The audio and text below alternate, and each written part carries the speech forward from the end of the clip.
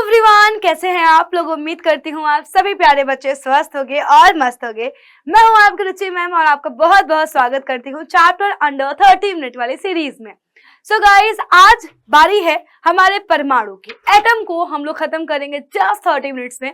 बच्चों, अगर मैं बोलूँ ये चैप्टर थ्योरी वाइज इतना इंपॉर्टेंट नहीं है और यहाँ से आपको लॉन्ग इन न्यूमेरिकल मिल सकता है और न्यूमेरिकल ही बहुत इजी है। जस्ट आपको फॉर्मूला याद होना चाहिए। यहाँ से आपको 2 नंबर वाले क्वेश्चन जरूर मिल सकते हैं, 2 नंबर 3 नंबर के क्वेश्चन पूछ सकता है। अच्छा, यहाँ से जो क्वेश्चंस मिलेंगे उनमें क्या थ्योरी वाले पार्ट में क्या लिखना है मैं ये भी बताऊंगी, कौन कौन से फॉर्मूलेज इंपॉर्टेंट है ये भी बताऊंगी। तो बेटा जी, जितना आज के इस लेक्चर में मैं समझाऊंगी बताऊंगी और बहुत ही पॉइंट टू पॉइंट हम लोग समझेंगे। हर एक टॉपिक के अंदर क्या इंपॉर्टेंट बात है जो याद रखनी है उस पर अपन फोकस करते हुए इस चैप्टर को खत्म करेंगे। सो गाइस, स्टार्ट करते हैं बिना किसी देरी के।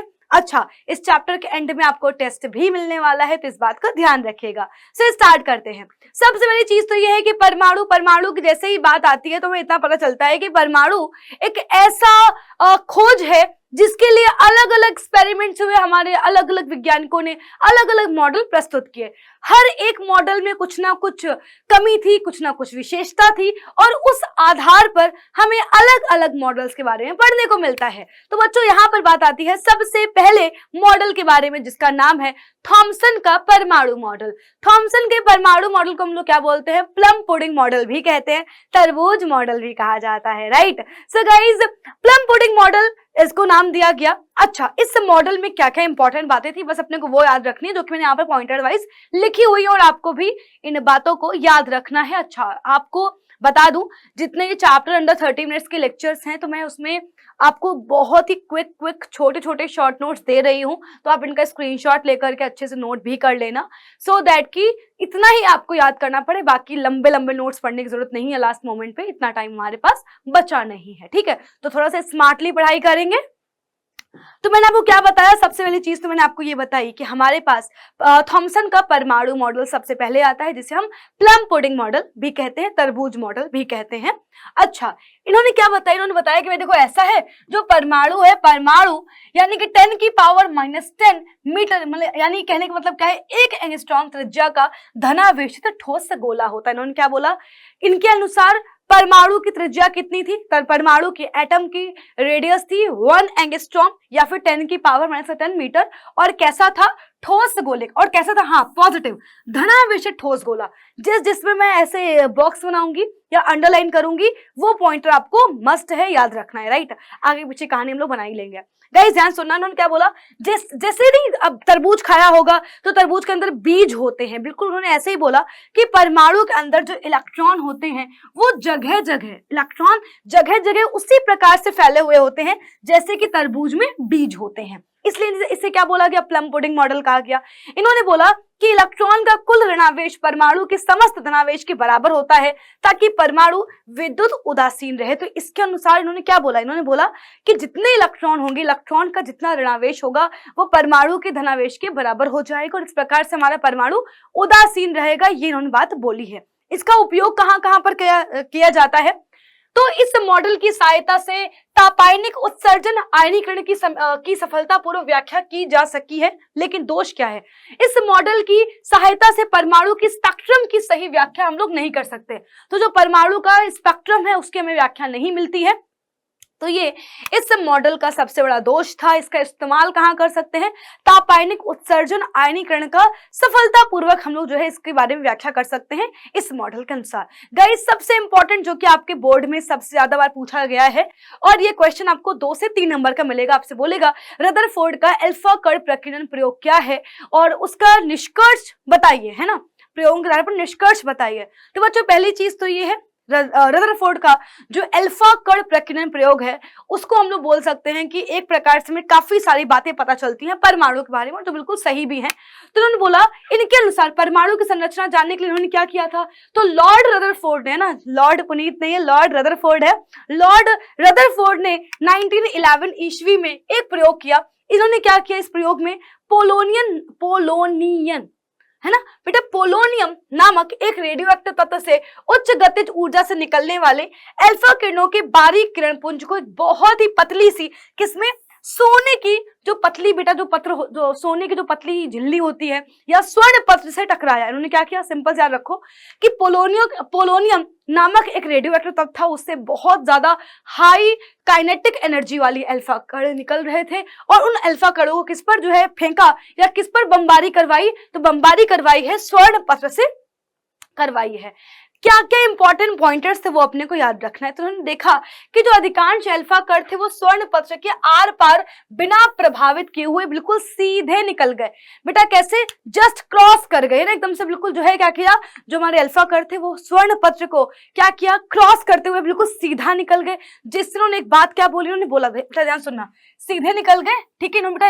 इससे इन्होंने क्या बोला कि जो परमाणु है वो क्या है, अधिकांश भाग खोखला है। अगर खोखला होगा तो ही तो आर पार निकल जाएगा और बिना किसी किसके डेविएशन के। बेटा दूसरी चीज क्या थी, उन्होंने कहा कि अल्फा कण 90 डिग्री अथवा अधिक कोण पर प्रकीर्णित होते हैं, है ना। कैसे होते हैं, अल्फा कण 90 डिग्री या फिर अधिक कोण पर प्रकीर्णित होते हैं, जिससे पता चला कि परमाणु का केंद्र कैसा है, धनावेशित है। अच्छा आप ऐसे सोचो कि हमारे जो बेटा किरणें हैं वो कुछ ऐसे बेटा जी प्रकीर्णित हो गई होंगी और इस प्रकार से, अच्छा डेविएशन हुआ है, डेविएशन इस प्रकार से हुआ है कि हमें जो प्रकाश किरणों का जो प्रकीर्णन मिला है वो अति परवलयाकार मिला है। तो इससे साफ समझ में आता है कि यार देखो ये अवे है, राइट, ये नाभिक से दूर है, नाभिक से जो केंद्र है उससे दूर है। अल्फा कण खुद ही पॉजिटिव होते हैं और प्लस प्लस क्या करते हैं, दूसरे को दूर भेजता है। तो इससे ये तो बात सिद्ध हो गई थी कि जो हमारा केंद्र है वो कैसा है, पॉजिटिवली चार्ज है, राइट। बेटा 20,000 अल्फा कणों में से लगभग अल्फा कण अपने ही मार्ग में वापस लौट आए थे। यानी कि बच्चों क्या हुआ कि आप ऐसे सोचो कि अधिकांश, आप क्या बोलोगे, अधिकांश अल्फा कण अपने ही मार्ग में लौट के वापस आ गए। इससे क्या पता चला कि कुछ तो बहुत ही दृढ़ जैसा केंद्रक में मौजूद है ना। यानी कि हम कह सकते हैं जो अधिकांश द्रव्यमान है वो उसके केंद्रक में होता है और वो इतना ज्यादा पावरफुल है, इतना ज्यादा दृढ़ है कि हमारे अल्फा कण उसको पार नहीं कर पाए, जस्ट टकरा के उसी मार्ग में लौट आए हैं। और उन्होंने इसको नाम क्या दिया, न्यूक्लियस बेटा जो है नाम दिया, नाभिक नाम दिया, है ना। जैसे हमारे पेट में नाभि होती वहीं से उन्होंने लिया नाभिक, तो नाभिक उसे नाम दिया। बेटा ध्यान सुनना, इसका जो बहुत ही इंपॉर्टेंट जो एक समीकरण मिलता है वो ये मिलता है कि प्रति एकांक समय में प्रकीर्णित अल्फा कणों की जो संख्या है वो अर्ध प्रकीर्णन कोण की ज्या के चतुर्थ घात के अनुक्रम जो है व्युत्क्रमानुपाती होती है। बेटा कैपिटल एन किसके बेटा व्युत्क्रमानुपाती है, साइन की पावर 4 थीटा/2 के, राइट। बेटा ध्यान रखना, जहां पे थीटा क्या है, थीटा अपना बेटा जो है प्रकीर्णन कोण है, ठीक है बच्चों। एन क्या है बेटा, एन है प्रकीर्णित अल्फा कणों की संख्या, राइट, याद रखिएगा। आगे बच्चों बढ़ते हैं। इसके बाद बच्चों अब हमारे पास जो सबसे बड़ा और सबसे इंपॉर्टेंट जो मॉडल आता है वो निकल के आता है नील्स बोर का परमाणु मॉडल। तो नील्स बोर का परमाणु मॉडल क्या बोलता है, ध्यान से सुनिएगा। तो गाइस इन्होंने स्टडी करी है ना, और उन्होंने क्या बताया, इन्होंने बोला कि देखो इन्होंने 1913 ईस्वी में प्रोफेसर नील्स बोर ने एक परमाणु मॉडल प्रस्तुत किया और जो कि क्या था, प्लैंक के क्वांटम सिद्धांत पर आधारित था। इन्होंने क्या किया, इन्होंने नए तरीके से जो है इस मॉडल को प्रस्तुत किया। इन्होंने कहा देखो ऐसा है, जो इलेक्ट्रॉन, देखो अगर आप बात करो तो जो हमारे पास थॉमसन का परमाणु मॉडल था उसके अनुसार जो इलेक्ट्रॉन है वो क्या है, वो जो इलेक्ट्रॉन है वो एक्चुअली बीच में धंसा हुआ है, राइट। इन्होंने बताया कि देखो ऐसा है, जो प्रत्येक इलेक्ट्रॉन है वो क्या कर रहा है, नाभिक के चारों ओर कुछ विशेष कक्षाओं में भी परिक्रमा करता है।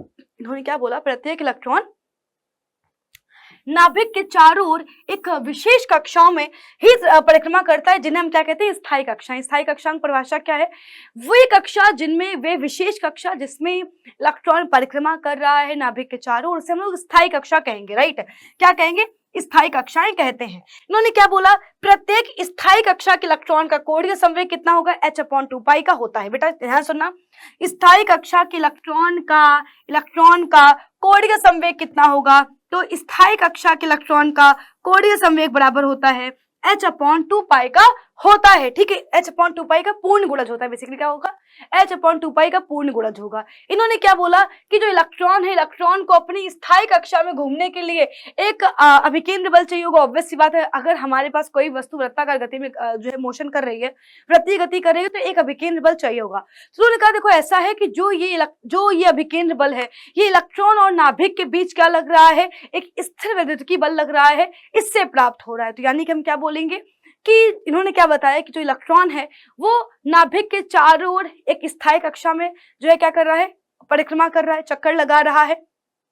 और जो इलेक्ट्रॉन है, इलेक्ट्रॉन का मैं कह सकती हूँ जो कोणीय संवेग है वो क्या है, h/2π का पूर्ण गुणज होता है। इन्होंने क्या बोला कि जो इलेक्ट्रॉन है वो जिस बल से क्या कर रहा है, नाभिक के चारों ओर चक्कर लगा रहा है, वह कहाँ से प्राप्त हो रहा है, वह स्थिर विद्युत बल जो है प्राप्त हो रहा है, जो कि नाभिक और इलेक्ट्रॉन के बीच प्राप्त हो रहा है। इन्होंने क्या बोला कि जब परमाणु का कोई इलेक्ट्रॉन किसी निम्न ऊर्जा स्तर से किसी उच्च ऊर्जा स्तर में प्रवेश करता है, बेटा ध्यान सुनना, जब वो क्या कर रहा है, जब वो निम्न ऊर्जा स्तर से है ना उच्च ऊर्जा स्तर में जा रहा है, नीचे से ऊपर जा रहा है, तो क्या होगा, प्रवेश करता है तो वह दोनों ही ऊर्जा स्तरों के अंतर के बराबर ऊर्जा का अवशोषण करता है। बेटा ध्यान सुनना, इलेक्ट्रॉन जब निम्न ऊर्जा स्तर से उच्च ऊर्जा स्तर में जा रहा है तो उन ऊर्जा स्तरों के बीच में जो ऊर्जा का डिफरेंस है उसने क्या किया, उतनी ही एनर्जी का अवशोषण किया। आप ऐसे इसको याद रख सकते हो कि नीचे से ऊपर जाने में हमें क्या चाहिए होती है बेटा जी, नीचे से ऊपर जाने में हमारे पोटेंशियल एनर्जी इंक्रीज होती है, पोटेंशियल एनर्जी बढ़ती है ना। और जब हम ऊपर से नीचे आते हैं तो उसी पोटेंशियल एनर्जी का इस्तेमाल कर रहे होते हैं, रिलीज कर रहे होते हैं। बिल्कुल वैसे ही जब इलेक्ट्रॉन निम्न ऊर्जा स्तर से उच्च ऊर्जा स्तर में जाएगा तो जो उन ऊर्जा स्तरों के बीच की जो एनर्जी है, जो ऊर्जा है, उसको वो क्या करेगा, उतनी जो एनर्जी है वो अवशोषण करेगा। और ध्यान सुनना, और अगर उच्च से निम्न स्तर में आएगा, अगर ऊपर से नीचे आएगा तो वह उतनी ही एनर्जी करेगा, रिलीज करेगा, उतनी ही ऊर्जा का उत्सर्जन करेगा। क्या कुछ टफ है? बिल्कुल भी टफ नहीं है, बहुत इजी है। निम्न से उच्च में जाएगा तो उन ऊर्जा स्तरों के बीच की, उन ऊर्जा स्तरों का जो अंतर है ना, उन ऊर्जा स्तरों के मैं कह सकती हूँ ऊर्जाओं का जो अंतर है उतनी एनर्जी अवशोषित करेगा। और जब वो ऊपर से नीचे आ रहा होगा तो वो उतनी एनर्जी रिलीज कर रहा होगा, उत्सर्जित कर रहा होगा। इंपॉर्टेंट फॉर्मूला क्या है जो कि हमें याद रखना है, जिससे अपने न्यूमेरिकल्स बनेंगे, बोर की स्थायी कक्षाओं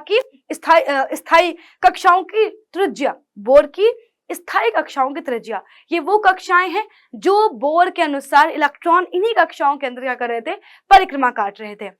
तो इलेक्ट्रॉन को स्थायी कक्षा में परिक्रमा करने के लिए आवश्यक अभिकेंद्र बल नाभिक और इलेक्ट्रॉन के बीच आरोपित स्थिर विद्युत बल से प्राप्त होता है। बेटा बहुत ही इंपॉर्टेंट लाइन है, इलेक्ट्रॉन को स्थायी कक्षा में, ध्यान सुना, इलेक्ट्रॉन को जो स्थायी कक्षाएं हैं, स्थायी कक्षा में परिक्रमा करने के लिए जो भी अभिकेंद्र बल चाहिए होगा वो कहां से मिलेगा, इलेक्ट्रॉन और नाभिक के बीच के स्थिर विद्युत की बल से प्राप्त होगा। क्या बेटा, किससे प्राप्त होगा, इलेक्ट्रॉन और नाभिक के बीच के स्थिर विद्युत की बल से प्राप्त होगा। अच्छा बच्चों, इंपॉर्टेंट पॉइंटर क्या है, इंपॉर्टेंट पॉइंटर ये है कि यहाँ पर जब हम लोग डेरिवेशन करने जाते हैं तो जो अभिकेंद्र बल होता है उसको हम लोग इक्वल्स लेते हैं किसके बेटा जी, स्थिर विद्युत की बल के इक्वल्स लेते हैं और वहां से बेटा अपन लोग फॉर्मूला निकालते हैं। तो फॉर्मूला क्या निकल के आता है, फॉर्मूला निकल के आता है R equals to n square h square epsilon not upon z pi e square upon m। Guys ध्यान सुनना, इतना बड़ा फॉर्मूला आपको याद नहीं करना है। जी हाँ,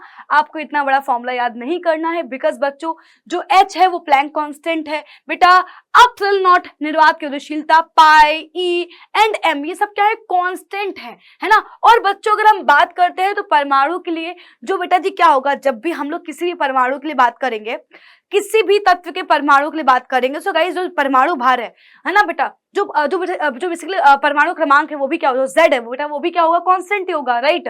सबके लिए Z क्या होता है, कांस्टेंट होता है। तो मैं क्या बोलूंगी कि जो R है वो बेटा एक्चुअली क्या है बेटा, वो actually h square epsilon not z pi e square m, ये सब क्या है, कांस्टेंट है। सो हमें क्या मिलेगा, जो हमें यहाँ पर जो इंपॉर्टेंट फॉर्मूला याद रखना है वो है कि Rn स्क्वायर के अनुक्रमानुपाती होता है। पहली चीज तो ये है कि फॉर्मूला डिराइव करने के लिए आपसे एग्जाम में नहीं आएगा, इस पर आपको बेस्ड क्वेश्चन पूछा जाएगा, आपको इससे शॉर्ट क्वेश्चन मिलेगा। तो बेटा इंपॉर्टेंट पॉइंटर क्या है कि स्थायी कक्षाओं की जो त्रिज्या है वह क्या होगा, मुख्य क्वांटम संख्या अथवा कक्षा की क्रम संख्या। ये बेटा जी क्या है, कक्षा की क्रम संख्या बोल दो, या हम इसको बोल सकते हैं मुख्य क्वांटम संख्या के वर्ग के अनुक्रमानुपाती होगी। रेडियस किसके अनुक्रमानुपाती होगी, मुख्य क्वांटम संख्या या फिर कक्षा के जो क्रम है उसके बेटा जी क्या होगा, वर्ग के अनुक्रमानुपाती होगी। यानी हम बेटा जी क्या बोलेंगे, R क्या होगा बेटा, अनुक्रमानुपाती होगी n स्क्वायर के। सो गाइस बेसिकली हम लोग करते क्या है, हम लोग यहाँ पर निकालते हैं सबसे पहले तो अपने हाइड्रोजन की रेडियस, राइट।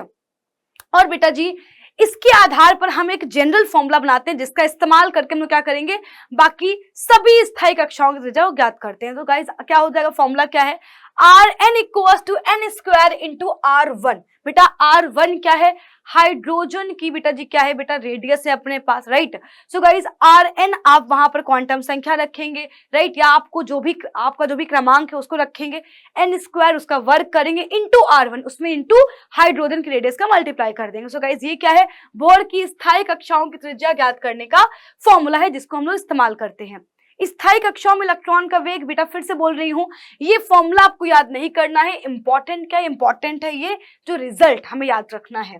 तो जो हमारी स्थायी कक्षाएं हैं, स्थायी कक्षाओं में जो इलेक्ट्रॉन का वेग होता है, जो v है, वो किसके बराबर होगा, v बराबर होता है ZE square upon 2h epsilon not into 1/n, जहां पर आप वापस से देखोगे कि ये पूरा क्या है, कांस्टेंट है, एक नियतांक है, राइट। सो गाइस क्या हो जाएगा, जो v है बेटा, जो हमारे स्थायी कक्षाओं में इलेक्ट्रॉन का वेग है वह क्या होगा बेटा, वह मुख्य क्वांटम संख्या के या क्रमांक संख्या के क्या होगा, व्युत्क्रमानुपाती होगा।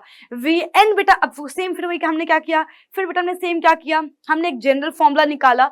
तो बच्चों इसमें हमने क्या किया बेटा, जनरल फॉर्मूला क्या हो जाएगा, Vn equals to V1/n, Vn equals to क्या हो जाएगा, V1/n हो जाएगा, जहां V1 क्या है बच्चों, जहां पर V1 है हमारे, मैं बोल सकती हूँ हाइड्रोजन के बेटा जी, हाइड्रोजन के जो है अपने पास, हाइड्रोजन के लिए अपने निकल के आ जाएगा वेलोसिटी, राइट। तो बच्चों हमने वैल्यू निकाल दी है ना। So guys Vn equals to क्या हो जाएगा, V1/n हो जाएगा। सो आपको करना कुछ नहीं है, n की वैल्यू पुट करनी है guys, you just have to put this number, आपके पास आंसर निकल के आ जाएगा। इंपॉर्टेंट कुछ डेफिनेशन जो आपसे पूछी जा सकती हैं, क्या होता है एक्साइटेशन पोटेंशियल, उत्तेजन विभव क्या होता है। तो बच्चों इसको ध्यान सुनना, वह न्यूनतम त्वरक विभव जिस पर कोई इलेक्ट्रॉन किसी परमाणु से टकराकर उससे उत्तेजित कर देता है, ऐसे विभव को हम कहते हैं उत्तेजन विभव। ध्यान सुनना, वह न्यूनतम त्वरक विभव, वह न्यूनतम त्वरक विभव जिस पर कोई इलेक्ट्रॉन किसी परमाणु से टकराकर, कोई इलेक्ट्रॉन था वो परमाणु से टकराया और उसने क्या किया, उसने जो है बेटा जी उसे उत्तेजित कर दिया, इसे हम क्या बोलेंगे, इस विभव को हम बोलते हैं उत्तेजक विभव। नाम से समझ में आ रहा है कि यहाँ पर क्या हो रहा है, यहाँ पर बेटा जी क्या हो रहा है कि भाई एनर्जी बेसिकली जो है, आपने किसी को एनर्जाइज कर दिया, आपने किसी को एक्साइट कर दिया, तो बच्चों हम क्या बोलेंगे कि वह न्यूनतम, वह मिनिमम बेटा वैल्यू, वह न्यूनतम त्वरक विभव जिस पर कोई इलेक्ट्रॉन किसी परमाणु से टकराया और उसे उत्तेजित कर दिया, इसी बेटा हमने बोला, इस विभव को बेटा ने बोला उत्तेजन विभव, एक्साइटेशन पोटेंशियल। एग्जाम्पल, हाइड्रोजन परमाणु का पहला, दूसरा और तीसरा उत्तेजन विभव क्या है बेटा जी, वैल्यू ने जो है यहाँ पर फाइंड करके रखी हुई है, तो आप चाहो तो याद कर सकते हो, वरना कोई दिक्कत वाली बात नहीं है। आयनन विभव क्या होगा, वह न्यूनतम त्वरक विभव जिस पर कोई इलेक्ट्रॉन किसी परमाणु से टकराकर उसे आयनित कर देगा, वह न्यूनतम त्वरक विभव जिस पर कोई इलेक्ट्रॉन किसी परमाणु को टकराकर उसे उत्तेजित कर देगा, उत्तेजन विभव। वह न्यूनतम त्वरक विभव जिस पर कोई इलेक्ट्रॉन परमाणु से टकराकर उसे आयनित कर देगा, आयनन विभव कहलाएगा, राइट। यहाँ पर एग्जाम्पल के लिए दिया हुआ है कि हाइड्रोजन परमाणु के लिए 13.6 वोल्ट है, पारे के लिए 10.4 वोल्टेज होता है, राइट। सबसे इंपॉर्टेंट विविक्त ऊर्जा स्तर, जो कि काफी इंपॉर्टेंट है, तो वे ऊर्जा स्तर जिनकी ऊर्जाएं सुनिश्चित होती हैं उन्हें कहते हैं विविक्त ऊर्जा स्तर। ऐसे एनर्जी हमारे बेटा जी, ऐसे हमारे पास ऊर्जा स्तर जिनकी ऊर्जाएं सुनिश्चित है, निश्चित है, उन्हें हम लोग क्या बोलेंगे, विविक्त ऊर्जा स्तर कहेंगे, राइट। इंपॉर्टेंट क्या है बच्चों, आपको फॉर्मूला याद रखना है कि बेटा जी जो En बराबर फॉर्मूला क्या हो जाएगा, माइनस का Z square RHc upon n square, जहां पे R है रिडबर्ग कांस्टेंट, H बेटा प्लैंक कांस्टेंट, C निर्वात प्रकाश की चाल है ना बेटा। Z भी क्या होगा बच्चों, अगर हम लोग बात करते हैं सिर्फ और सिर्फ हाइड्रोजन परमाणु की बेटा, ये भी वैल्यू क्या है, 1 के इक्वल है, राइट। सो गाइस यहाँ से बच्चों क्या होता है, फॉर्मूला क्या निकलेगा, जनरल फॉर्मूला क्या निकलेगा, En इक्वल्स टू माइनस का RHc अपॉन C स्क्वायर। अगर ये तीनों कांस्टेंट है, हमने वैल्यू फाइंड करी, आंसर क्या निकला 13.6। तो आपको जिस भी ऊर्जा स्तर की वैल्यू फाइंड करनी है, आप उस ऊर्जा स्तर की वैल्यू पुट करो, 13.6 डिवाइड बाई n स्क्वायर कर दो, आपके पास आंसर निकल के आ जाएगा। अब बच्चों सबसे ज्यादा इंपॉर्टेंट है संक्रमण, ट्रांजिशन, है ना। यही से बेटा जी आपके पास निकल के आएंगी श्रेणियां, है ना, बामर श्रेणी, फुंड श्रेणी, लाइमन श्रेणी। तो बच्चों ये बहुत ही इंपॉर्टेंट है बेटा जी। क्या होता है संक्रमण, क्या होता है ट्रांजिशन, तो किसी परमाणु का एक ऊर्जा स्तर से दूसरे ऊर्जा स्तर में प्रवेश करना संक्रमण कहलाता है। बेटा ध्यान सुनना, हम क्या बोल रहे हैं, किसी भी परमाणु का क्या करना, एक ऊर्जा स्तर से दूसरे ऊर्जा स्तर में प्रवेश करना संक्रमण कहलाएगा, ट्रांजिशन कहलाएगा। ठीक है, आप इसको ऐसे सोचो ना कि संक्रमण क्या होता है, नॉर्मल बीमारियों में क्या होता है, फैलती है एक से दूसरे में, बिल्कुल वैसे ही जब क्या हो रहा है, ऊर्जा स्तर में जब डिफरेंस आएगा, एक से दूसरे में प्रवेश किया जाएगा, तो उसे हम बोलते हैं संक्रमण। दो प्रकार का होगा बेटा, पहला है उत्सर्जन संक्रमण। बेटा जब कोई परमाणु उच्च ऊर्जा स्तर से निम्न ऊर्जा स्तर में प्रवेश करता है, जब उच्च से निम्न में जाएगा, जब उच्च से निम्न में जाएगा तो उसे हम क्या बोलेंगे, तो बेटा उसे हम बोलते हैं उत्सर्जन संक्रमण। जब कोई परमाणु उच्च ऊर्जा स्तर से निम्न ऊर्जा स्तर में, ऊपर से नीचे, ऊपर से नीचे, मान लो 5वें से चौथे में आ रहा है, मान लो 5वें से जो है तीसरे में आ रहा है, मान लो जो है 5वें से जो है दूसरे में आ रहा है, तो बच्चों उसे हम क्या बोलेंगे बेटा, इसे हम लोग बोलेंगे बेटा उसे हम लोग बोलते हैं उत्सर्जन संक्रमण। उत्सर्जन संक्रमणों की संख्या कैसे निकालते हैं, तो n इंटू n माइनस 1/2 है ना, ये बेटा हमारा फॉर्मूला है n into n minus 1/2, n into n minus 1/2। मान लो आपको निकालना है भाई 5वें से फर्स्ट तक आने में कितने उत्सर्जन संक्रमण हुए होंगे, राइट। तो बच्चों कैसे निकालेंगे, 5 इंटू 5 माइनस 1/2 करेंगे, राइट। तो बच्चों यहाँ से क्या निकल आ जाएगा, यहाँ से निकल के आ जाएगा उत्सर्जन संक्रमण की संख्या निकल के आ जाएगी। अवशोषण क्या होगा, नीचे से ऊपर जाना। जब कोई परमाणु मूल ऊर्जा स्तर से किसी उच्च ऊर्जा स्तर में जा रहा होगा, मूल से उच्च में जाएगा तो उसे हम क्या बोलेंगे बेटा, उसे हम लोग बोलते हैं अवशोषण ऊर्जा संक्रमण, अवशोषण संक्रमण बोलेंगे। इसकी बेटा जो है वैल्यू कैसे निकालते हैं, n-4। मान लो आपको निकालना है पहले से 5वें में जाने में कितने अवशोषण संक्रमण हुए, तो गाइस जस्ट आपको कुछ नहीं करना है, 5 - 1 कर देना बेटा, कितना आ गया, 4 निकल के आ गया। आप देख सकते हो पहले फर्स्ट से सेकंड, फिर फर्स्ट से थर्ड, फिर जो फर्स्ट है क्या पर फोर्थ, फिर फर्स्ट से 5th, राइट। इस प्रकार से अपने पास आंसर आ गया। तो आपको याद रखना है उत्सर्जन संक्रमण क्या होगा, उच्च से निम्न की ओर। बेटा जी अवशोषण में क्या होगा, मूल से हमेशा पहले से दूसरा, मान लो मूल से पहले से दूसरा, पहले से चौथा, पहले से 5वां, पहले से तीसरा। तो बच्चों ये हो गया अपना अवशोषण संक्रमण। अब बच्चों ध्यान सुनना, क्या होता है रिलेशन जिसमें आपको जो है जिस पर आपको न्यूमेरिकल्स मिलते हैं। तो उत्सर्जन और अवशोषण संक्रमणों में तरंग दैर्ध्य का निर्धारण, फॉर्मूला क्या होता है, 1/λ इक्वल्स टू r। बेटा जी 1/n1² माइनस का 1/n2²। फॉर्मूला क्या है, r क्या है जो है बेटा जी अपने पास रिडबर्ग कांस्टेंट है, 1/λ equals to r into 1/n1² minus का 1/n2²। बेटा जो कि अपने को फॉर्मूला मिलता है और इसी से अपने को तरंग दैर्ध्य निकालनी पड़ती है। यही बेटा जो है वेरी वेरी इंपॉर्टेंट फॉर्मूला है जिस पर आपको न्यूमेरिकल्स मिलने की संभावना रहती है, राइट। और बेटा जी आ जाओ समझते हैं अपने हाइड्रोजन स्पेक्ट्रम को। तो हाइड्रोजन का उत्सर्जन स्पेक्ट्रम प्राप्त करने के लिए हमने क्या किया, हाइड्रोजन को गर्म किया, उस गर्म वाष्प को कांच के एक पात्र में रखा गया और उससे उत्सर्जित होने वाले समस्त विकिरणों को स्पेक्ट्रोमीटर में के छिद्र पर आरोपित किया जाता है, जिससे पर्दे पर हमें काली पृष्ठभूमि पर कई चमकीली रेखाएं प्राप्त होती हैं। और बेटा जी इन रेखाओं को जब हम अध्ययन करते हैं तो हमने पाया कि इसमें 5 श्रेणियां पाई गई हैं। अब बच्चों इंपॉर्टेंट इसकी थ्योरी नहीं बेटा, इंपॉर्टेंट है ये बेटा जी, इंपॉर्टेंट है बच्चों अपने पास जो ये 5 श्रेणियां प्राप्त होती हैं। ध्यान सुनना बेटा, पहली है लाइमन, इनको आपको क्रम में ही याद रखना पड़ेगा। फर्स्ट है बेटा Lyman, बामर, Paschen, bracket, फुंड। Lyman, बामर, Paschen, bracket, फुंड। अब इसके बारे में सबसे इंपॉर्टेंट बेटा जी, हर एक श्रेणी के बारे में इंपॉर्टेंट बात क्या है, ये श्रेणियां हम लोग कैसे बनाएंगे, क्या कैसे प्राप्त होती हैं। लाइमन श्रेणी कब प्राप्त होगी, जब किसी परमाणु में इलेक्ट्रॉन किसी उच्च ऊर्जा स्तर से प्रथम ऊर्जा स्तर में आएगा। बेटा ध्यान सुनना, हम क्या बोलेंगे, जब परमाणु किसी भी जब किसी परमाणु इलेक्ट्रॉन क्या करेगा, उच्च ऊर्जा स्तर से निम्न ऊर्जा, निम्नतम मतलब कि सब फर्स्ट वाले पे आएगा, तो बेटा जो भी उत्सर्जित स्पेक्ट्रम की रेखाएं होंगी वो पराबैंगनी भाग में प्राप्त होती हैं। इस श्रेणी को बेटा हम लोग क्या बोलेंगे, इसे बोलेंगे लाइमन श्रेणी। कहां से बेटा जी आ रही है, बेटा जी कहीं से भी उच्च से, लेकिन हमेशा आ रही होंगी फर्स्ट में, उच्च से फर्स्ट में, आराम से फर्स्ट में, 6th से 5th से फर्स्ट, लेकिन हमेशा कहां पर आ रही होंगी, फर्स्ट वाली बेटा निम्नतम श्रेणी में आ रही होंगी। तो फॉर्मूला क्या आ जाएगा, ध्यान सुनना, 1/λ इक्वल्स टू क्या हो जाएगा, r 1/1² माइनस का 1/n², राइट। देखो ये हमारा मेन फॉर्मूला था, ये हमारा मेन फॉर्मूला था, जहां देखो ध्यान सुनना 1/n1² माइनस का 1/n2²। बेटा ध्यान सुनना, ये हमारा फॉर्मूला था।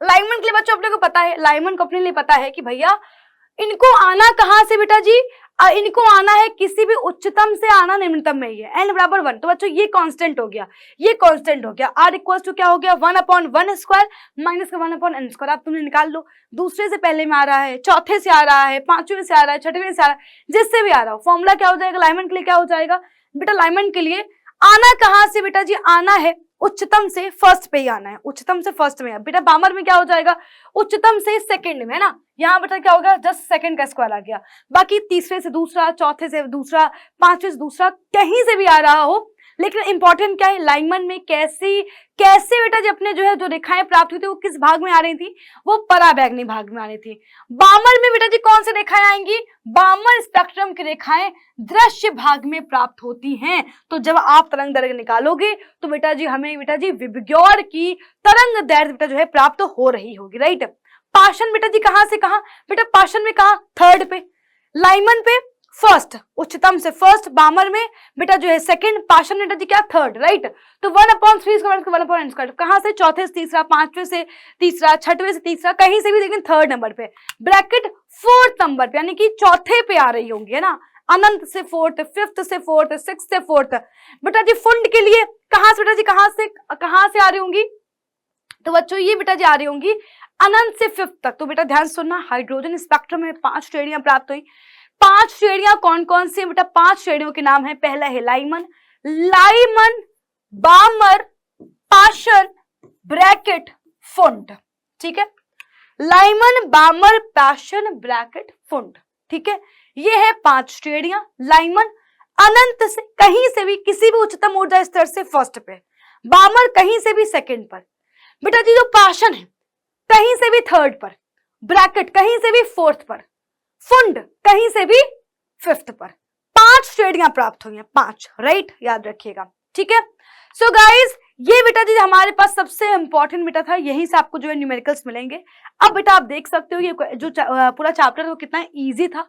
फिर आपको बता दूं, उम्मीद करती हूँ पूरा चैप्टर आपको बहुत इजी लगा होगा और ये चैप्टर आपको समझ में आ गया होगा काफी हद तक। इतना ही याद करना है, इससे बाहर आपको कुछ भी नहीं मिलने वाला है। बाकी बच्चों इसका टेस्ट आप जरूर दीजिएगा, टेस्ट का लिंक डिस्क्रिप्शन में लगा हुआ है। बाकी बेटा कमेंट करके बताइएगा कि लेक्चर आपको कैसा लगा है, क्या अब आपको परमाणु से डर लग रहा है, क्या था ना कितना इजी। सो गाइस मैं आपसे मिलूंगी बहुत जल्दी अपनी अगली क्लास में, तब तक ले बाय बाय, टेक केयर, ख्याल रखिए अपना, bye guys and guys take care.